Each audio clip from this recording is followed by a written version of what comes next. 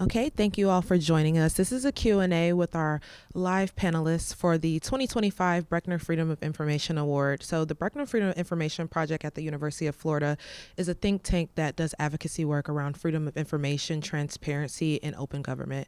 And with us, we have our three panelists, this 2025 group that has won the award out of 40 entries and has done an amazing, expansive project that almost went nearly 4 years into unsolved murders in St. Louis, Missouri. So immediately next to me is Rachel Lippmann. Rachel Lippmann is an award-winning reporter with extensive experience covering criminal justice and politics in their intersection. She's currently with St. Louis Public Radio, and she has led investigations on topics like homicide clearance rates and the shooting of Michael Brown in Ferguson. Rachel has also provided in-depth coverage of local and national elections, criminal cases, and political events. She is also the current president of the Illinois News Broadcasters Association and holds a BS in journalism from Northwestern University and an MS in journalism from the University of Illinois Springfield. In the center next to Rachel is Tom Scheck. Tom Scheck is the deputy managing editor for APM Reports, the investigative unit for American Public Media. Prior to his job as editor, he was a reporter covering investigations, politics, and healthcare. He currently lives in Minnesota with his wife and son. And Tom also wants our audience members to know that he loves college basketball and won this year's office pool for correctly picking Florida to beat Houston. So go Gators. He graduated from Syracuse University, which used to be the best basketball school team featuring orange and blue colors.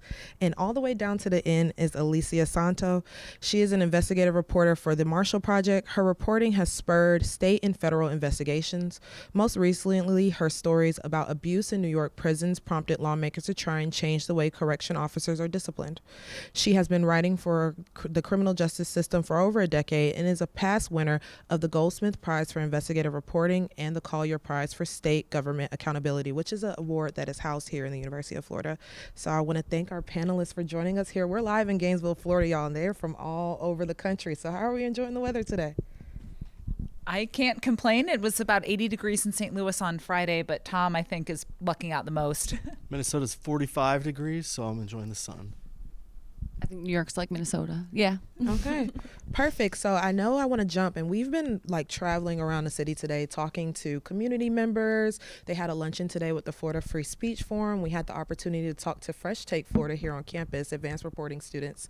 And we've talked a lot about this project Unsolved and just talking about the amount of massive time that you guys spent on this, the amount of life changes that happened while you guys were working on the project. So let's just start from the very beginning. Kind of tell me what inspired your team to tackle this issue. Where did the idea come from? Was it something you guys had heard? And what did you really hope to uncover when you guys thought of the genesis of this project? So the project originated because St. Louis Public Radio, where I work, got a grant that American Public Media, APM, helped, I don't know if it's fund, manage, sponsor, they play a role in it, and it gives public media newsrooms or newsrooms across the country, not just public media, the opportunity to do investigative work. It's a financial support and also logistics support. And it had always bugged me. We knew that homicide clearance rates in St. Louis weren't great. And I was more curious about the why. Why aren't they so good? And we also wanted to paint a picture of who was dying and what crimes weren't getting solved. So that was kind of the genesis, was just, can we go a little bit deeper into something that is pretty widely known, which is the rate of arrests in murder cases in St. Louis is not particularly high. Mm-hmm. And so you guys start kind of with this project at St. Louis Public Radio. You immediately partner with APM Reports. And what was the life of that grant? How long did you guys go in with the project originally? So the grant was originally supposed to be for a year. I think it was a December to a December grant, and a project had to come out of it before the end of the grant. So needless to say, a 4-year project is not within the lifetime of a 1-year grant. Right, a 4-year project. So let's talk about what happens when we get to nearing the end of year one. And we're getting to the end of the project, and you guys have talked a lot about this, but for the audience, just kind of recollect. You guys are getting towards December on this grant, and we still haven't received the records, which are a large part of what the project is. So where do you guys go as journalists? Do you pivot? What happens next from that point? The story then became the fact that the St. Louis Metropolitan Police Department is stonewalling everyone, not just not giving us data that they had previously given to another news outlet and are just refusing to give to us, But stonewalling families, stonewalling politicians, families can't get answers. Alysia, I know you talked to some families where they said they hadn't heard from the detective in years on their case. So the first story was just about the lack of transparency from the St. Louis Metropolitan Police Department in all facets. Can I just say something? So to take a step back, these records, we were asking for specific individuals' homicide records. So did John Doe get killed? Who did the murder? Was it solved? Was it not solved? Where did it occur? And so the crazy thing was that they give this information out. They gave it to the Washington Post. They gave it to the FBI. We asked for those records on an individual basis, and they denied us. And so from that point on, we were like, okay, well, if they're going to deny us for these records, we're going to have to take legal action. Right. So then we went from, well, we'll write a story saying they're stonewalling to now we have to sue to get the records. And what were those initial requests looking like? Because I think a lot of times with denials, oftentimes we have clerks or open records custodians who are citing laws that don't exactly exist. So talk about, again, you guys were simply with the start of this story trying to update data that had already been released. Did anything change in Missouri's law that would have warranted them to deny the records? No, there was no change in Missouri's Sunshine Law where they could cite something different having happened. It was just an interpretation, a different interpretation of Missouri's open records laws. And so we have a community partnership now. At this point in time, when we're dealing with the story, it's APM Reports in St. Louis Public Radio. At what point does the Marshall Project come in? Because the Marshall Project does a huge part of like synthesizing the digital side of the story. So at what point do we come in with the Marshall Project? I'd say the fall of 2023, we really joined forces and started figuring out how we could help, what role we could play in the project, and then bringing on a lot of team members from the Marshall Project to carry out some of the production and graphics and design, and also some of the data analysis alongside APM Reports. So yeah, about 6 or 7 months before we ran the stories, we joined in, I would say, maybe 8 months. Yeah, I'd say Alysia really was helpful with the storytelling part of it. We got the data. Marshall Project helped a lot with the data collection and the visuals. But what we really found was that Alysia kind of gave us a lot of juice when it came to trying to find and do reporting after we had the data. So the data is the first step. And from there, then we have to actually take a look at what the data says and then go from there to say, all right, how are we going to report this? Alysia ended up with her first story pointing out a pretty significant finding related to why these murders go unsolved, some of the difficulties around them. And so that was one of the things that she was really helpful with, and the Marshall Project was really helpful with. So with this particular group of awards, it was historical for Brechner in the sense that we received 40 entries this year. And there were awards entries from around the world with massive projects that spanned 10, 15 years, a lot of time put into these projects. And one of the reasons that you all's project stood out the most was the visuals and the ability to take such a high complex story and very individual stories and wrap them into something that's tangible and digestible for even readers online. And so I wanted to ask Alysia, I know you've done a lot with the digital storytelling side of this component, and we're talking about multimedia platforms, right? We have 2 radio reporters connecting to a digital reporter talking about one story in different parts of the country, Minnesota, New York, and St. Louis, all working on this project. How did you approach the emotional and the super sensitive nature of reporting on the victims' families? I mean, you even uncovered that at one point, the lead in your story, the second daughter, who the 3 that were murdered in the story, that sister of one of the murdered actually went on to shoot up the car of people that she felt were involved with the story. So how did you approach that? And where are the ethical bounds? Like, where were things that you draw clear lines of boundaries of what would be told and what wouldn't, in instances where you may have faced some flack from family members telling this very personal story?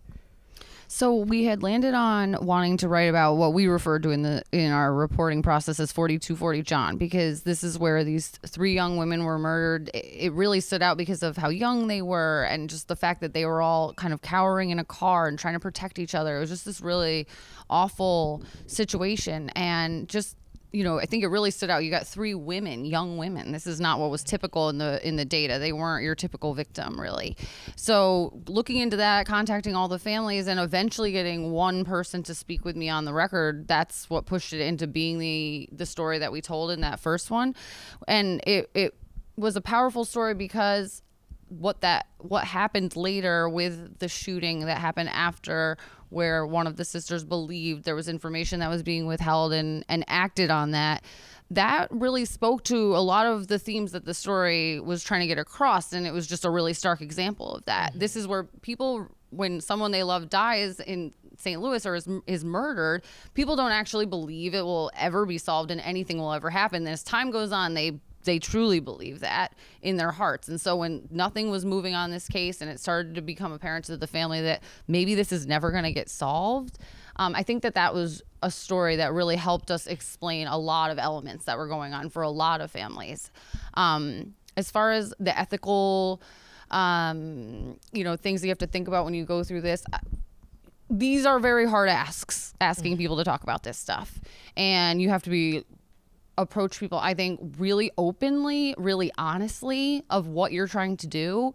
And also, if someone doesn't want to participate, I don't try to convince people to participate with me. If you don't want to, then I don't want you to.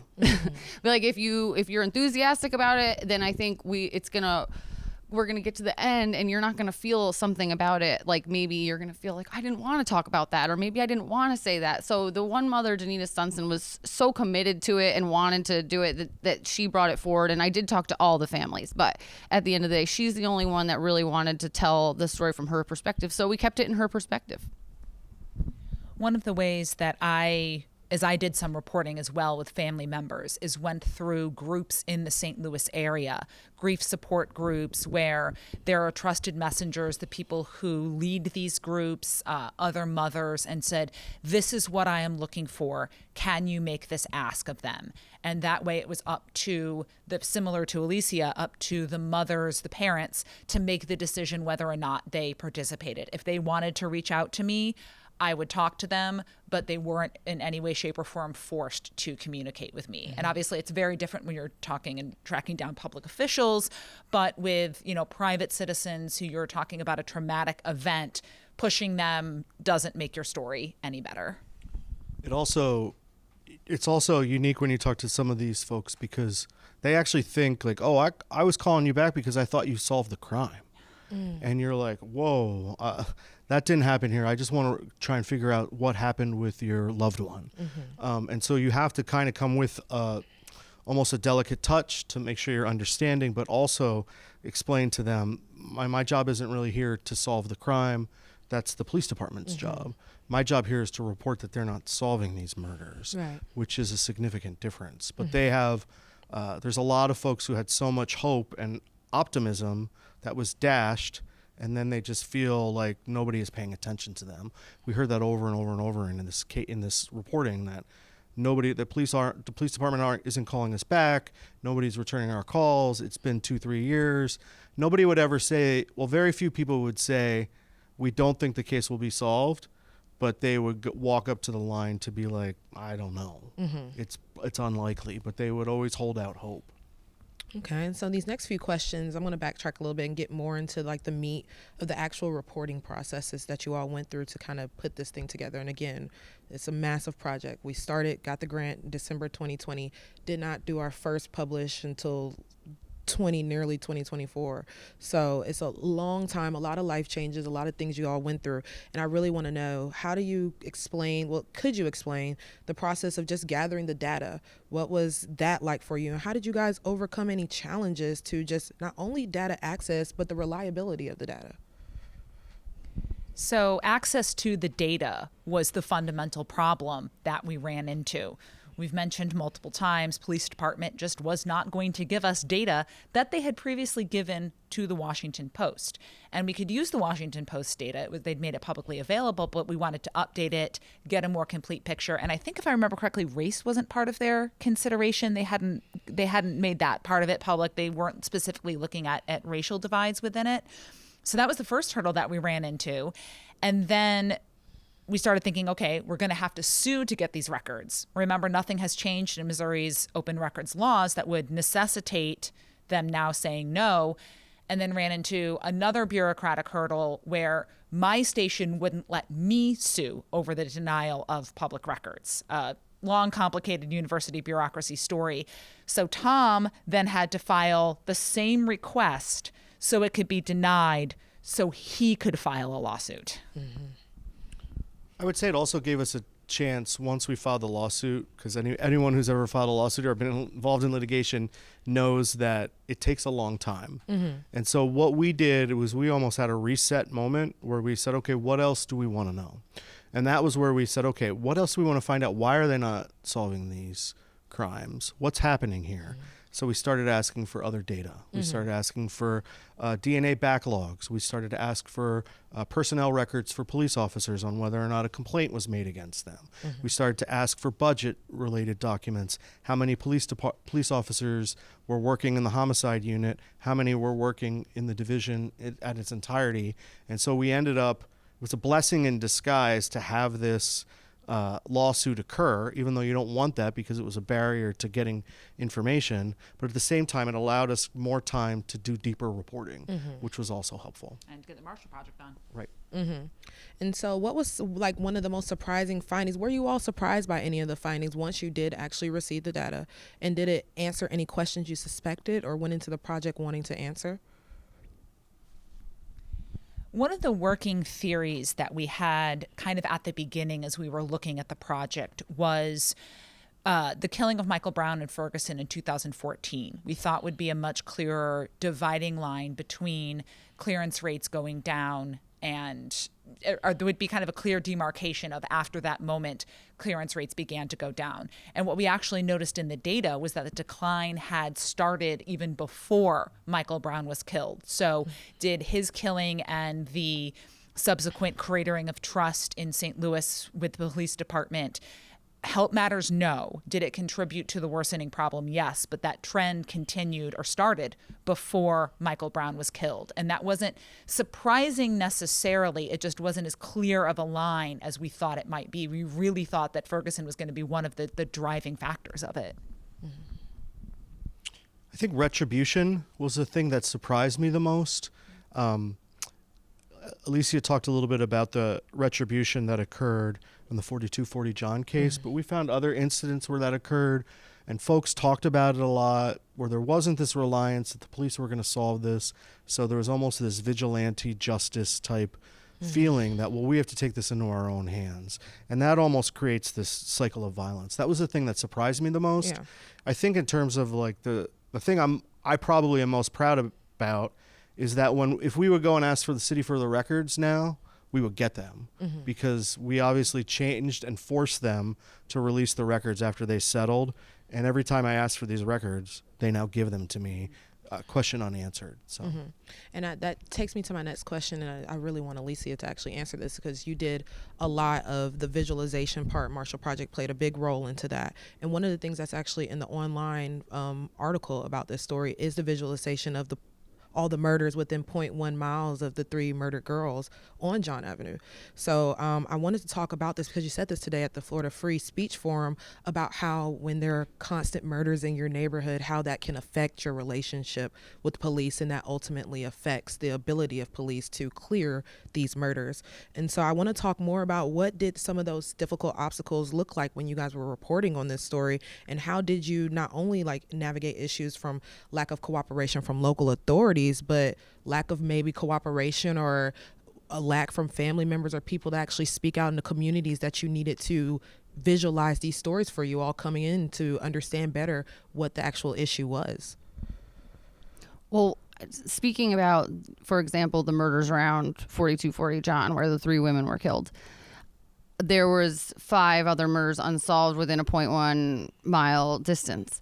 It was actually incredibly difficult to find anything about those murders. That really shocked me because in 3 of the cases, I could find almost nothing about them. It wasn't even really written up except for maybe like a quick couple sentence news story. And then I also couldn't find anything on like Facebook, nothing. Like literally like it happened and no one said a word about it. That really surprised me. And 2 of the 5 that we had in that map, I was able to contact someone and get a little bit of detail, because my thing with that was when you're looking at a big data spreadsheet, these are all people who died. Right. Like I didn't want it to, I wanted to get their name, their age. I wanted a little bit of circumstance, maybe a detail, like with one was a 17-year-old boy that was going to go to college in a week. Like we put that in because I wanted people to think of them as people. And also I really wanted to get across this point that this is, you're looking at one little location and all around it is that's what's happening. And that's what people who live here are dealing with. And then the police knock on your door and want you to talk about maybe what you heard or saw. But the last 5 murders right around you weren't solved, and that there's a lot of pressure to not talk to the police. So I think we were trying to get that across with those visuals, and I think we pulled it off. I think that it did that, and that was what we were trying to do. We were trying to get people to put themselves in their shoes. What if you lived right there? Something else I wanted to touch on, and Rachel made me think about this earlier when we talked at the Free Speech Forum, and also in the class with the students today, is you mentioned sometimes getting these records and denials and not receiving responses from these government entities is not so much that they don't want to give you the records, but they do not have the capacity because they themselves have limited resources. So can you kind of touch on that, what that actually looked like with you guys and all of the records? I know we put in like 100+ records, and what that looks like in terms of outstanding records, timelines, storytelling, when you are dealing with government agencies that may be maxed out and unable to actually get you the records in a timely manner, not because they don't want to, but they just simply can't. Oh, I mean, fundamentally, in this case, they didn't want to give it to us. We kind of determined that they had the capacity to provide the data in spreadsheet format. They just flat out didn't want to. They also would give us records, and we'd have to pay a lot of money to get access to the records because they knew they were open. They couldn't hide behind this idea of, we don't have to provide them under law, but we'll make it extremely expensive for you to obtain the records. The data, once we finally got it, yes, it was a matter of they just don't have the capacity to put it in a usable format. And that's not uncommon. I'll let Tom talk through this because he, A, helped win the settlement, and B, did more of the data work. But yes, there are some times that just governments don't have the tools or the software to actually give you the data in a workable format. And we did run into that here. Right. So the data was very messy. And the reason it was messy was because they gave us the data in like a table form, like an Excel spreadsheet for about 5 or 6 years. But prior to that, they had other existing systems. And so for them to try and go back and use those systems, it didn't work. This was part of the settlement agreement we had. So we actually said, well, give us a paper form that says John Doe was murdered at this address and what was the case solved or not. And we'll update other spreadsheets, the Washington Post spreadsheet, to do that. That took a significant amount of time. This was not a barrier where the police department said, we don't want you to have this. This was a barrier where they said, we don't have the time to do this. And so if you can't settle this way, it's going to take us a long time for us to do it. So we just decided internally, well, we'll take the data and have our people use, language models to try and get that to change it or to look at it, to analyze it, and then we'll have a human proof it. But that took months and months to go through those steps. Yeah. And we've talked a lot about like all of the length of time that this has taken, kind of the steps you all took, the reporting, intuition that it took. But we haven't talked so much about like the emotional taxing that this can take. I mean, each of you have told me Alysia had a baby during this. Tom got a promotion. Rachel got engaged and married. I hope I get engaged and married in this 4 years. And so you guys had a lot of life things happening and at work having to deal with this very high emotion story where you're taking on these stories from people in the community. You're dealing with flack from the government officials who are supposed to be objective and supposed to give you the information with ease. And so reporting on these types of subjects can be emotionally taxing. So how do you guys balance journalistic objectivity with the need to humanize not only the victims and the family, but humanize the data itself? I'll go first by just saying they're not dots on a page and they're not lines on a spreadsheet. And you always constantly have to remind yourself that. And I think the other thing is you have to remind yourself why it matters. And so we always say, well, when we're starting a project, what's the least possible story we could tell with this project? and what's the best possible story. And for us, like, the least possible story was, well, we're going to get these records and we'll tell the numbers. The best possible story came into what we ended up reporting. And so for us, we just had to keep reminding ourselves that this matters. Folks want this data and they want to know, they want answers. A lot of the victims' families were surprised when we told them the numbers they had. And I think going back to what Alysia said about the visualization and just, showing the impact of it, talking to the people. Tom, you had one of the things in the story about just the racial divide and what cases get solved. Just found a whole street, about 1,000 yards of pavement, where there were close to 10 unsolved homicides in the time period that we were looking at. And just walking down the street and reading off the names of people. And the thing is, yes, I didn't personally find it hard to necessarily humanize the victims.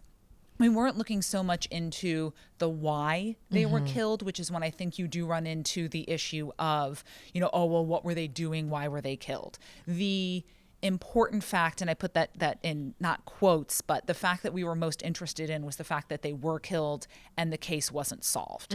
And the why they were killed may play into why the case wasn't solved, but it wasn't the key factor about it. And that made it, I won't say easier, but these were people who died and families who don't have answers. And what does that mean for their family, for the community, and really kind of for a city? And like Tom said, just keeping that in mind. Now, was there ever a moment, I know you touched on this a little bit earlier, Alysia, was there ever a moment where you questioned whether you should report on certain details for ethical reasons? Because a big part of what you guys are telling me I've heard all day is there was also like this extra layer of like vigilante justice. And with a lot of the vigilante justice, a lot of hearsay between some of the sources you may be dealing with. So how do you determine which details are ethically correct for the storytelling, and how do you handle those situations when you run into them as a journalist? Well, one thing is you never would publish rumors or hearsay. And if anything that you do publish, you want the name, you're going to have accountability for who said it, right? It's not going to be just kind of a rumor you're throwing out there because someone threw it at you, but I didn't get into rumors or anything like that. There was a lot of that. But that would be pure speculation, and I just view it as not irresponsible. Like, I think we have such a responsibility in this job to respectfully, treat everybody, and then also really hold ourselves to just what's true and provably true. And so you stick with that, and you're gonna be okay. And backing up things with documents whenever you can. I did, one of my main stories that I worked on was the officers who are in the homicide unit. And one of the theories I had was they're just putting in problem cops. And it turned out to be partially true. There were a lot of officers in there who probably should not have been in what is kind of supposed to be an elite unit. You think of homicide detectives as being the best of the cream of the crop, dealing with the hardest crimes. And to do that story every time, and this was something that my editor told me to do, every time there was a fact, something we were putting out there as fact, is you footnote it. So think about college papers, is we had that for all of it, and then the lawyer even came through and said, oh, well, we need to cite this to that and make sure that this is this, and have something to go back on. And nobody questioned anything that was in the story, the numbers, any of the facts that were out there. And that was because, like Alysia said, we don't traffic in rumors when we are doing a report like this. It's got to be backed up by something, hopefully provable paper. And if there is a rumor that is quote important, you just don't put it in. I think the only ethical issue we had was there was a court case where someone was charged for retaliation, and they had video still shots of the incident. So where there was a discussion internally, we could have published all of the images. We would have been free and clear to do that. But in one of them, there was a victim there, and there was another person aiming the gun and right at them. And so for us, we were like, well, we can show the person while they're hiding behind the dumpster with a gun, but not the victim. Or we could show the other one, or both. And we decided it was inappropriate to show the one with the victim in it and just use a different video or image. But that, I think, was the only incident where we really had a discussion internally where we're like, can we use this? What is that about? I mean, the documents were the documents and pretty free and clear. That doesn't mean the conversations weren't hard when you're talking to victims' families and others, but it was more of a, okay, I understand if you don't want to talk to me, or the police department, etc. But that was just straight reporting. And then we can talk about like the usage of some of the reporting. For instance, you guys said today, in doing the project, some of the police officers that you guys had interviewed for the project moved around, and so that played a factor into what you were able to use into the report. And when it was time to go back and send the document, like, hey, this is what we found, here's the opportunity to make a statement about that, some of the statements you previously had, those officers were no longer in those places. So talk a little bit about what that looked like and how it may have or may not have affected the reporting. The St. Louis Police Department sat down with us for, I think, one interview, and they, it was a surprise. Hey, we'll give you this time, and it turned out to only be 15 minutes. They didn't tell us this beforehand. We were able to talk to union officials on the record, and that person also kind of gave us some background information that he had heard from detectives. We had a off the record sit down with homicide detectives, but the SLMPD never actually responded to our main findings with the budget, the DNA, the racial divide, etc. They kept referring us back to this 2021 interview we had done with an officer who no longer headed the homicide unit. They did not give us the chief. They did not give us the current head of the SLMPD homicide unit, none of that. By the time we were hitting the publishing stage, we knew we were just waiting out the police department for them to not respond. Like we at that point kind of knew they weren't going to respond, but we needed to, again, ethically give them past the deadline. And as soon as we hit that deadline, we gave them about 2 weeks. We sent them all of the factual findings that we were going to be publishing about the data, about the problem officers, about the, I think, probably a 6-7 page email if you printed it out. And at that point, it was just a waiting game. And the second that they didn't respond, we could, ethically, morally say, we're publishing the story with the St. Louis Police Department did not comment on this story. All right. Well, the story has wrapped. And a big part about this story, obviously, when we do these types of projects as journalists, is we want them to have some tangible community impact. So what do you feel like there has been, if there's been any noticeable change in how the St. Louis Police Department is approaching unsolved homicides? Are there any specific actions that you feel is directly related to your work? There was a moment after the story published where I was scrolling through the SLMPD's Twitter feed one day, and over the course of a week, they put out 3 tweets saying that they were still looking for information about the victims in the 4240 John killing. They were like, we're still trying to solve the murder of victim 1, victim 2, victim 3. And it was one of those where you kind of put the thinking face emoji up and go, what was that about? I had some people communicate with me kind of from St. Louis politicians saying, we're looking into data transparency policies. I don't really remember I don't think much really came of that. There was no legislation proposed. But again, just, they put the tweets out there about 4240 John, which was the lead main story in our first story. And I was just like, okay, so you do read our stuff, even if you're not, responding to our requests. And that was kind of the one thing that gave me pause of like, oh, people did read this and it did register. I think the one thing I mentioned was the records are now available for any citizen, not just a journalist, to say, can I know whether or not all of the homicides in 2024, I want to know which ones were solved and which ones are unsolved. I think that's a big thing that changed. I think the other thing is that we really pointed out that this isn't just the cops aren't doing their job. It's also a staffing thing. You'll see in the budget that like the staff of the St. Louis Police Department has significantly gotten smaller. And because of that, there are less people to go out and meet other people to build the trust. And it's also harder because a lot of homicide detectives were cycling out and they're trying to put new people in. But if it's almost a record year, like in 2020, that just adds more and more stress on those officers. So if you have the rules around this are it's supposed to be 4 murders per individual, per detective, but every year. And in some of the instances, they were saying that they had like 20 that they had to manage at one time. Wow. And so the numbers were so much higher. And so just bringing the attention to see whether or not the public is going to do anything or clamor for any change on that is another change.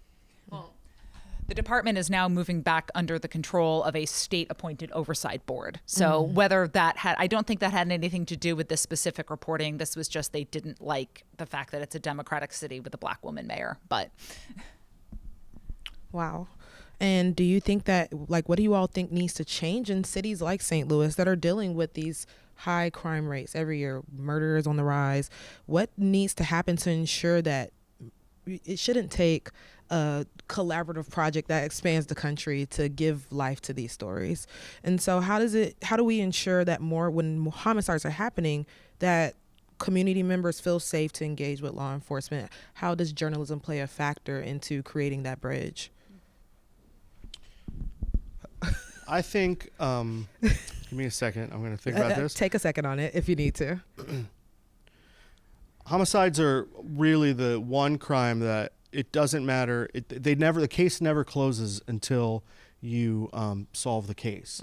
And so it's one of those things that it remains open. You always see those like unsolved cold cases from 30 years ago is finally solved. And I think the more attention that we bring to a situation to show, obviously, that, hey, the police aren't doing what is one of their main jobs, solving a murder, then that obviously shows to the community what they should be investing in. You know, a budget, a lot of people always talk about the budget as someone's values. And so in those instances, you have to make a decision on, do you want to invest in this?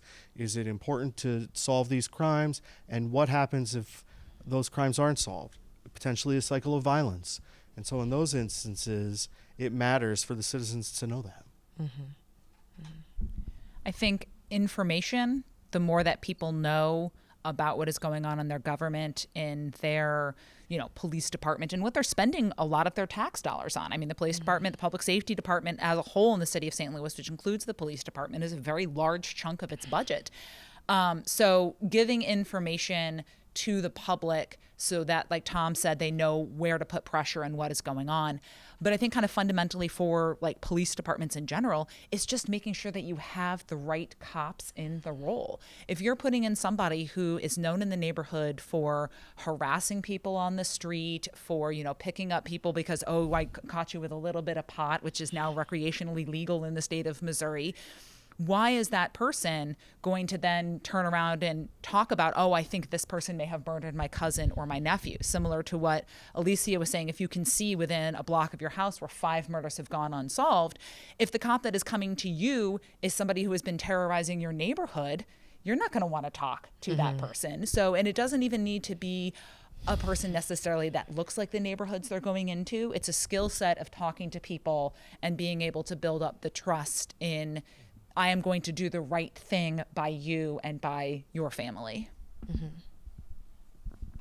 I only made that face because I don't always think that's our job, right? To make sure the police and victims of crime have a communication. That's the police department's And that's job. very real. So maybe having a story out there gives people information that they can build confidence to go to the police and say something or point something out about what they read in our stories, or maybe not. But I sometimes I think really the best thing we can do is expose what's going on, and then what happens after that is out of our hands.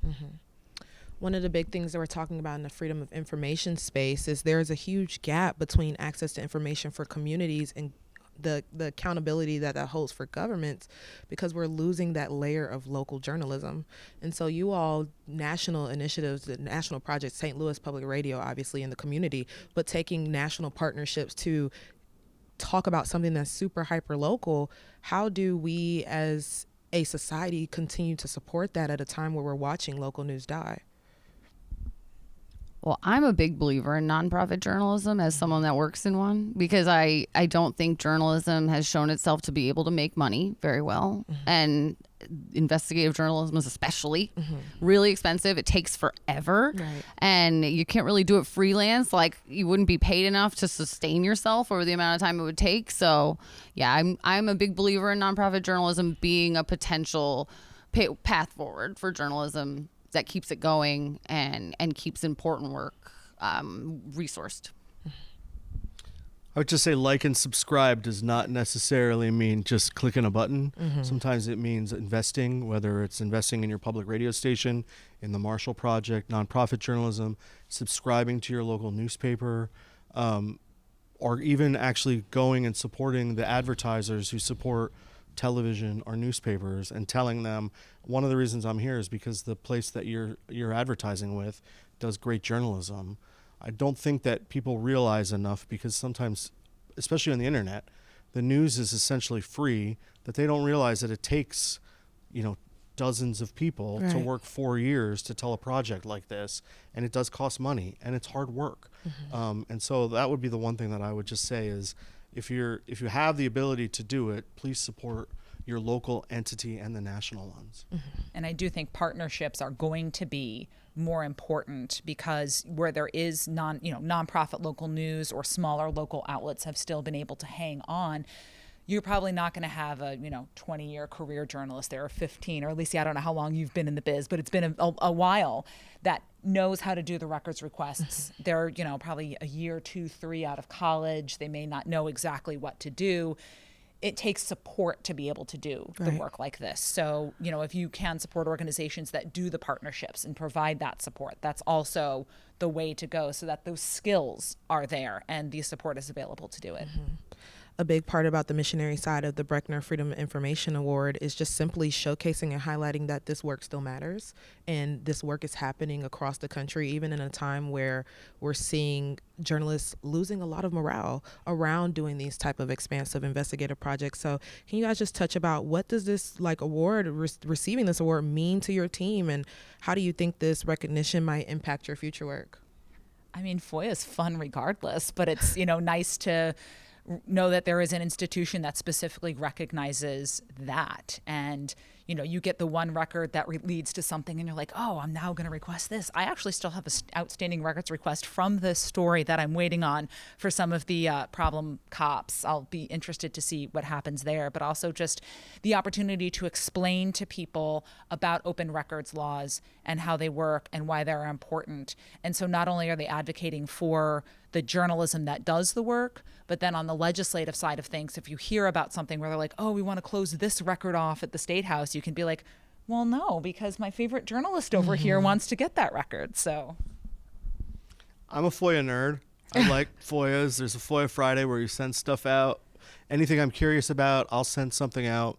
And so for me, this was like my Final Four, right? Oh, It wow. was like, this is pretty cool that there's an organization that gives you an award for doing great FOIA and getting results and then telling the story, which is the most important part. And for me, that was awesome. Wow. Yeah, just a huge honor. And it's just amazing to get to come talk about it again and kind of keep it alive again and have students reading it and talking about it and learning from it. So I think it's just a huge honor that you guys selected it. All right. We've completely wrapped the project. So what's next? What are you guys working on now? And I want all the trade secrets. So every low down and dirty, what's next? I think stay tuned is the best way an investigative journalist would ever say it. But partnerships matter, and we will be partnering again. So, Well, perfect. So I would love if each of you can just tell how the community, the people who are going to watch this, how they can reach you, how they can support your organizations, how they can find you individually on social media or any platform. So my name's Alysia Santo, and you can Google me and find everything about where to contact me on themarshallproject.org. I'm Tom Scheck with APM Reports, and you can Google that, SCHECK. And I'm Rachel Lippmann. I am with St. Louis Public Radio, and you can also Google and find my contact information there. My last name has 2 P's and 2 N's. And I am Sydney Sims. If you'd like to read more about this project, you guys can join us on brechner.org/resources to find all of the projects and the previous winners that this group is joining the prestigious Brechner FOI Award. And if you want to learn more, you can subscribe to our newsletter, the Brechner Report, that comes out monthly. But we are so grateful for you guys to join us down here in Gainesville. And I think that's a wrap, y'all. Thank you. Thank you.